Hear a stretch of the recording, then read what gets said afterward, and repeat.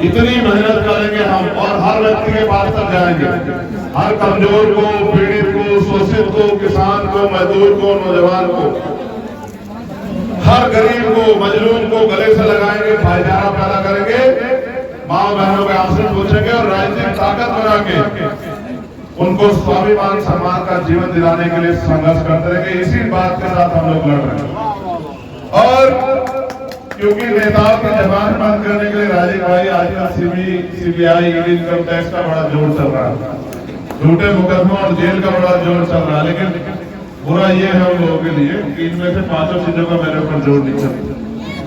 ना मैं सीबीआई से डरता, ना इनकम टैक्स से, ना एनआईए से, ना ईडी से, और ना झूठे मुकदमे और जेल से। मैंने बिहार के मुसलमान देखे, खूब अन्याय सहा, लाठियां खाई, मुकदमे झेले, संघर्ष किया, रात की कब रात गुजरी पता भी नहीं लगा, लेकिन कभी हार नहीं मानी।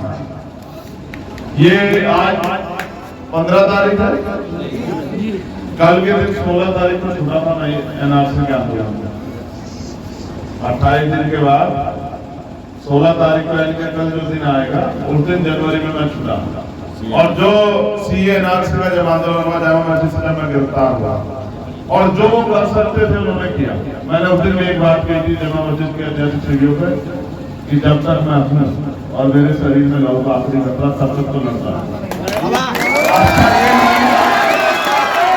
अच्छा ये है कि सरकार से कहो कि कुछ और हथियार अपनाएं, क्योंकि किसी भी कीमत पे रुकने वाले नहीं हम लोग। फिर हथियार के रूप में मेरे ऊपर 4 गोली चलाई गई। ये आपकी दुआ प्रार्थना, मेरी माँ बहनों के आशीर्वाद की देन है, क्योंकि 4 गोलियां भी मेरे लिए फूल साबित हुए। उनका वो भी मेरा कुछ नहीं बिगाड़ता।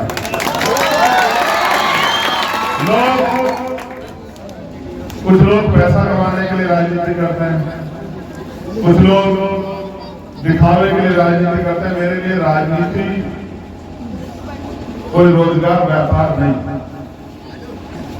आदमी के लिए सबसे ज्यादा जरूरी होती है उसकी जिंदगी, जो जिंदगी को दांव पे लगाते हैं। आप समझ सकते हैं कि मैं किन हालात में आज मेरे कंधों पे इस मुल्क के आईन को, इस मुल्क के संविधान को, इस मुल्क की एकता, अखंडता, भाईचारे को, इस मुल्क में कमजोरों मजलूमों के हक अधिकारों को बचाने की जिम्मेदारी।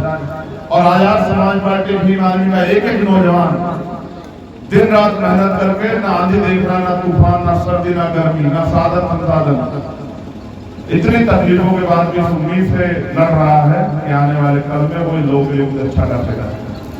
आजादी मिली और आजादी में हम लोग जी रहे, लेकिन इस आजादी को बरकरार रखना, इस आजादी के साथ एक और आजादी जुड़नी चाहिए कि सामाजिक और धार्मिक आधार पर जो गैर बराबरी के शिकार लोग हो रहे हैं अपने मुल्क और आर्थिक गैर बराबरी के जो शिकार हो रहे हैं, उस पर पाबंदी रखनी चाहिए। उसकी तैयारी हम लोगों ने की और हम कोशिश कर रहे हैं कि अच्छे अच्छे साथियों को जोड़ के ताकत बना के और लोगों के लिए नए अवसर बनाए। आज की सरकार तो ऐसी है, कोई किसानों के लिए कानून बनाया उनसे नहीं पूछे, ड्राइवरों के खिलाफ कानून बनाया उनसे नहीं पूछे, हर आदमी को व्यापारियों के खिलाफ कानून बनाया जीएसटी के उनसे नहीं पूछे, और नौजवान बेकदरी हो गए, पढ़े लिखे नौजवान सड़कों पर घूम रहे हैं। अगर अपने हक की बात करने जाए तो लाठियां बिकती। जब भी कुछ हो, अगर कोई सवाल कर दे तो एकदम सीधा एक ही लाइन कहते कि धर्म विरोधी है। ये मुल्क हम सबका, हम इसमें मेहमान नहीं है।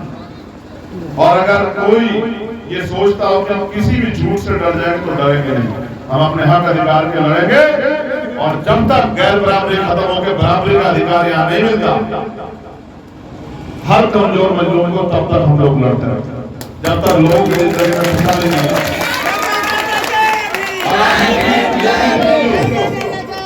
नहीं, नारे सिर्फ नारा लगाने से काम नहीं चलेगा। तो बहुत दिन से लगा रहे 70 सालों से, और नारे लगा के हिस्से में तुम्हारे को आया नहीं। अब तो संकल्प लेके जैसे दुश्मन कर रहा है काम कि वो सत्ता कैसे मिले, पावर कैसे आए, उस बात के लिए सोचो। अभी तो हमारे दूसरे साथी चुनाव लड़ने के लिए आए, आप महसूस करो उन्होंने वोटें करवा दी। आपको एहसास नहीं होगा जिसे जाओगे वोट डालने के आपकी बस्तियों में कितनी वोट करते हैं। बड़े लिखे लोगों की, जिम्मेदार लोगों की, लोग बाद में खड़े होकर तमाशा देखते हैं। हमारी तैयारियां हुई है, इसलिए आप सबसे कह रहा हूँ, आप जितना कुछ लड़ाई लड़ने की जिम्मेदारी मेरे ऊपर छोड़ दो। और अपने जिले के 70 किलोमीटर से आ रहा है, वीडियो ना शूट करे देते हैं कि बहुत जल्द एक ऐसा स्टूडियो निकलेगा इससे भी ज्यादा सुंदर, ये जो कुदरत ने बनाया इससे भी ज्यादा सुंदर, क्योंकि वो सूर्य कमजोर और मजलूमों के घरों में उजाला करेगा, इनके लिए तरक्की के रास्ते खोलेगा, गरीबों को हक देगा और सारे मजलूमों को इंसानियत के साथ स्वाभिमान सम्मान के साथ जीने के अवसर देगा। ऐसा मुल्क बनाने के हम लोग को लड़ना, क्योंकि जिसके पास पावर होगी वो ही तय करेगा कैसे चलेगा मुल्क। आज जैसे चल रहा है तो वो चला जिसके पास पावर। अगर आपको अपने हिसाब से चलाना, ये गुलामी बेबसी लाचारी खत्म करनी है तो पावर अपने हाथ में ले लो, सीधा होगा। जिनके पास पावर होगी उनके साथ अन्याय नहीं होगा, ना धर्म के नाम पे, ना जाति के नाम पे, ना मजहब के नाम पे, ना जगह के नाम पे, कभी किसी के साथ अन्याय नहीं होगा जिनका राज है। इसलिए हम सब लोग मिलकर कोशिश करेंगे कि आजमगढ़ का ये भाईचारा बने, ये भाईचारा मजबूत हो और हर आदमी के आदमी को जोड़ के आज के बाद आजाद समाज पार्टी को ताकतवर करने का काम करेगा। आजाद समाज पार्टी हम सबकी पार्टी है, किसी एक की नहीं है, हम सब की है। इसमें हमारी बराबर की हिस्सेदारी है। जिस दिन आप हमारी पार्टी का संविधान पढ़ोगे आपको पता लग जाएगा। हमने संख्या के आधार पर हिस्सेदारी दी। हर बार जब धोखा हुआ हमने लिखित में करके, कभी लिखित जाने बात नहीं चलती है, हमने लिखित में करके सब कुछ तय कर दिया कि किसकी कितनी हिस्सेदारी इस पार्टी में रहेगी और उसी हिस्सेदारी के साथ हमें आगे बढ़ना है। अभी हमने मांग उठाई है और मैं मांग को मैं वादा करता हूँ कि मांग पूरी होगी जिस दिन ताकत हमारे हाथ में है कि देश के जो सरकारी ट्यूशन है उनमें संख्या के आधार पर जिसकी जितनी संख्या वाले उसकी हिस्सेदारी, इस नियम का पालन होना चाहिए। दलितों की संख्या के आधार पर, पिछड़ों की संख्या के आधार पर, मुसलमानों की संख्या के आधार पर आरक्षण की व्यवस्था देश में होनी चाहिए। सारी नौकरियों, सारे साधनों संसाधनों में सबकी बराबर की हिस्सेदारी होनी चाहिए। तब जाकर मुल्क आगे बढ़ेगा। जब हमारे बच्चे भी संसदों में जाकर बैठेगा, कलम की ताकत उनके हाथ में होगी, तब जाकर देश में परिवर्तन आएगा। वरना कलम की ताकत उनके हाथ में रहेगी तो उनकी कलम हमें बर्बाद करने के लिए चलेगी, हमें आबाद करने के लिए नहीं चलेगी।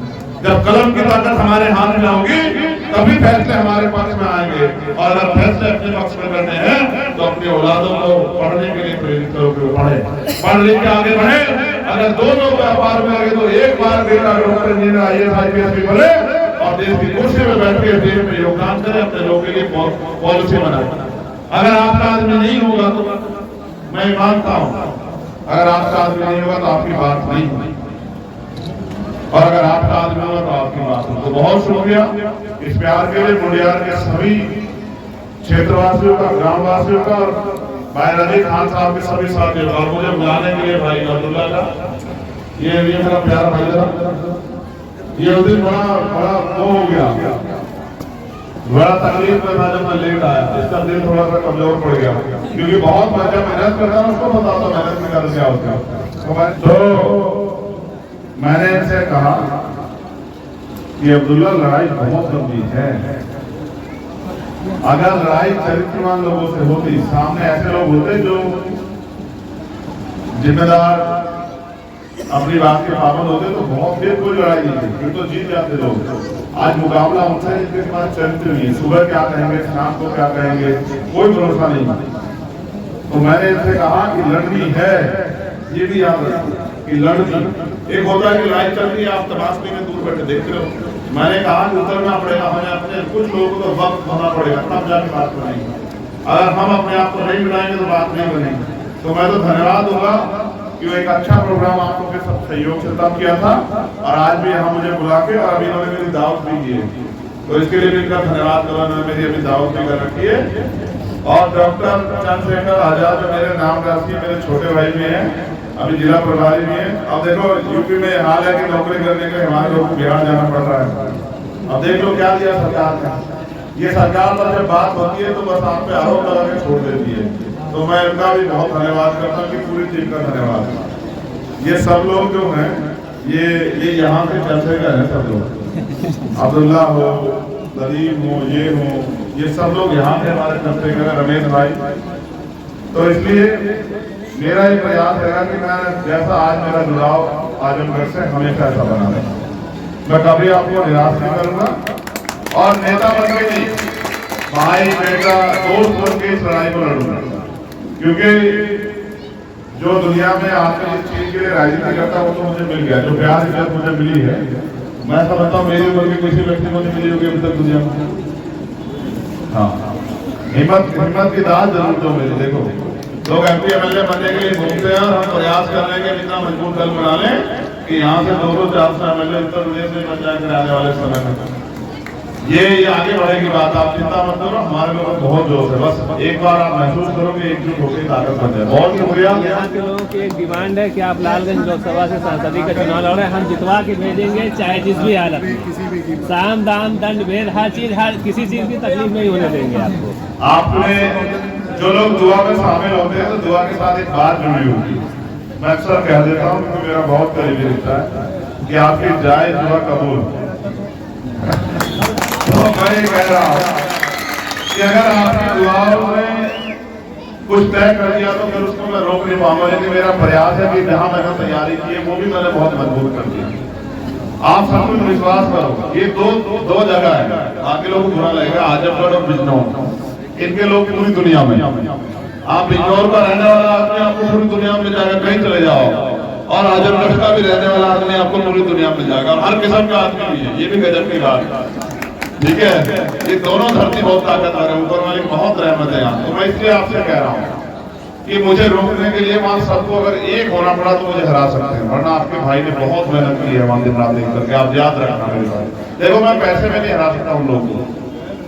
मेरे पिताजी प्राइमरी स्कूल के हेडमास्टर थे, मैं धन्ना सेठ का बेटा नहीं, लेकिन मेरे में हिम्मत बहुत, कहते ना हिम्मत मर्दा तो मत दे खुदा, तो मेरे अंदर हिम्मत बहुत है। इतनी हिम्मत है कि मैं पहाड़ का भी सीना चीर सकता हूँ। और देखो मौत एक दिन आएगी, अगर मौत की चिंता करके जिए नहीं तो फिर क्या जिए बताओ। मौत तो एक दिन आएगी तो अभी तो जीने, इसलिए बिना किसी डर के और दिन रात मेहनत कर रहे, क्योंकि हालात बहुत खराब है। इन हालातों में जो अंधेरा है उसमें रोशनी का चिराग जलाना और अपने लोगों के आंसू पूछकर उनको विश्वास दिलाना कि अकेला मत समझो खुद। इस देश ये दुनिया का इतिहास है कि जब फिरौन पैदा हुए तो हजरत मूसा भी पैदा हुए, ये बात आप याद रखें। तो हालातों से घबराने की जरूरत नहीं है, ये हालात बदलेंगे और हम ही लोग बदलेंगे, कोई और नहीं बदलेगा, हम ही बदलेंगे। जब भी दुनिया में अन्याय बढ़ा है, छूट बढ़ा है, तो सत्य भी बढ़ा है। कोई ना कोई किसी ना किसी पे कुदरत की मेहर हुई है, किसी ना किसी को हिम्मत ताकत दी है लोगों ने, और उनके बीच के व्यक्ति को भी ताकत ने खड़ा किया कि जाओ लड़ो। और आज आपके बाद में लड़ने वाला भाई बताने लड़ाई को आगे बढ़ा। बहुत शुक्रिया आप सब लोगों का, उन्हें रजीक भाई का, उनके साथियों का बहुत बहुत धन्यवाद। और मेरा विश्वास है कि जैसा मेरा घर वहाँ ऐसा मेरा घर हमेशा बना रहेगा। बहुत बहुत शुक्रिया।